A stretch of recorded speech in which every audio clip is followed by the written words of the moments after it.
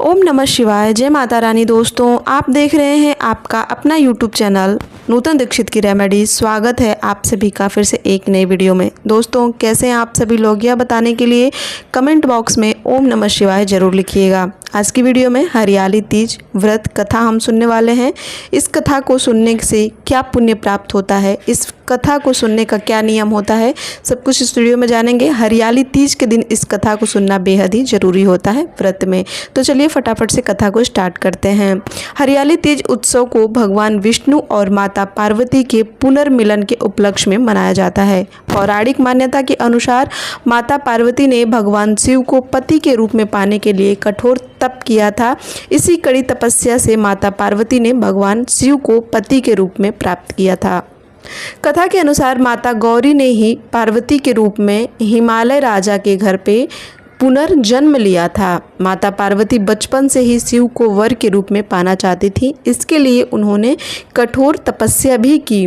एक दिन नारद जी पहुँचे और हिमालय से कहा कि पार्वती के तप से प्रसन्न होकर भगवान विष्णु उनके साथ विवाह करना चाहते हैं। यह सुन राजा हिमालय जो थे वो बहुत ही प्रसन्न हो गए और दूसरी ओर नारद मुनि भगवान विष्णु के पास गए और उनसे कहा कि राजा हिमालय ने अपनी पुत्री पार्वती का विवाह आपसे करने का निश्चय किया है।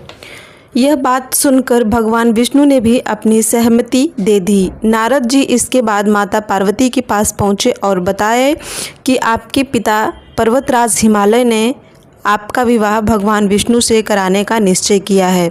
यह सुन पार्वती जी बहुत ही निराश हो गई और अपने पिता के नज़रों से छुपकर अपने सखियों के साथ एक एकांत स्थान पर चली गई। घने और सुनसान जंगल में पहुंचकर माता पार्वती ने एक बार फिर तप शुरू किया। उन्होंने रेत से शिवलिंग का निर्माण किया और उपवास करते हुए पूजन शुरू किया। भगवान शिव इस तप से प्रसन्न हुए और मनोकामना पूरी करने का वचन दिया। इस बीच माता पार्वती के पिता पर्वतराज हिमालय को इस बात का पता लगा और वह माता पार्वती के पास गए और उन्होंने बात की सत्यता को जानकर माता पार्वती की शादी भगवान शिव से कराने के लिए राजी हो गए। शिव इस कथा में यह बताते हैं कि बाद में विधि विधान के साथ माता पार्वती और भगवान भोलेनाथ का विवाह करा दिया गया।